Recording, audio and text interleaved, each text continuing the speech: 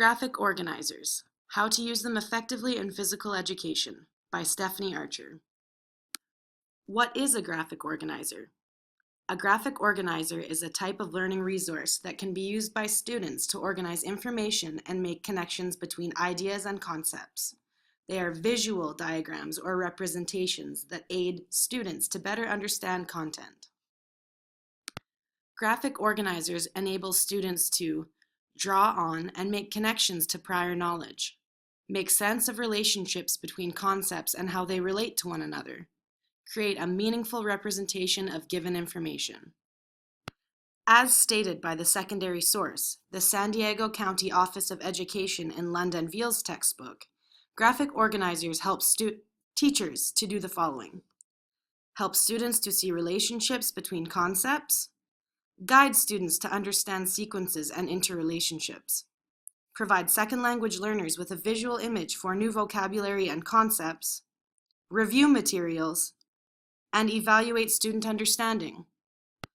Graphic organizers are broad and versatile in the sense that they have a wide variety of uses.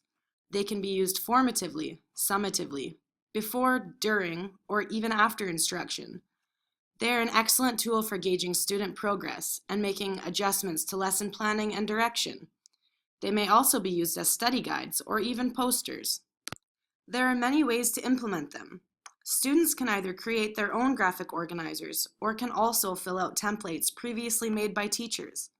They can be approached as a group activity, such as brainstorming or drawing a mind map on the board, or even individually, which enables students to tailor their own graphic organizer to best suit their preferred learning style. You might be thinking, I'm a physical education teacher, why would I ever use graphic organizers in the gym? Or, why does this apply to me? Is this a useful approach? When would I ever use this practically? So why do graphic organizers matter for physical educators?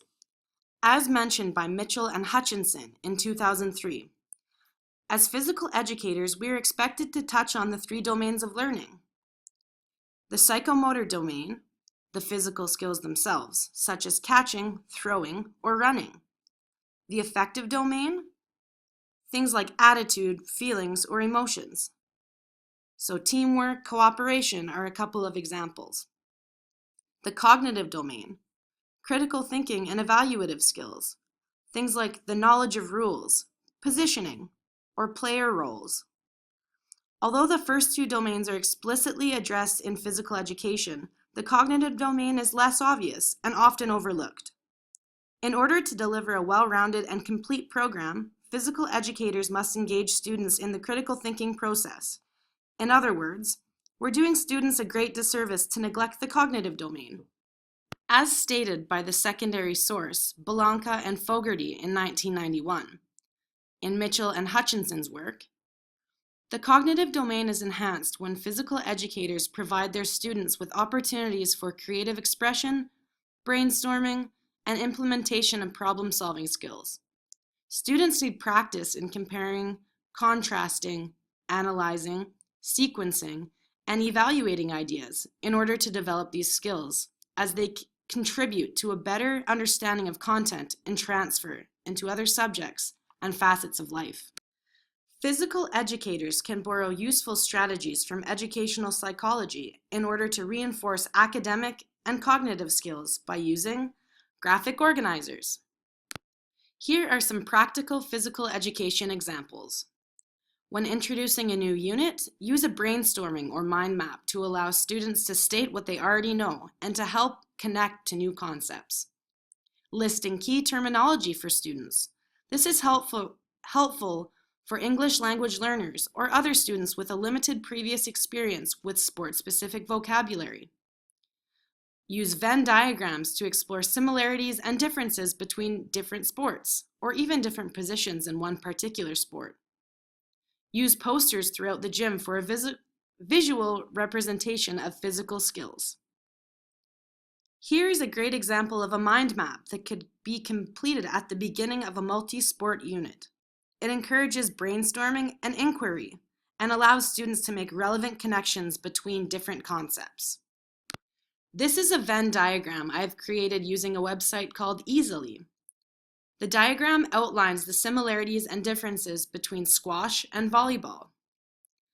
Venn diagrams can also be used in physical education to compare things such as rules, sports, different skills, positions, or equipment, etc. This is an example of a matrix provided by Mitchell and Hutchinson in their article. In this table, 5 different sports are classified according to different characteristics.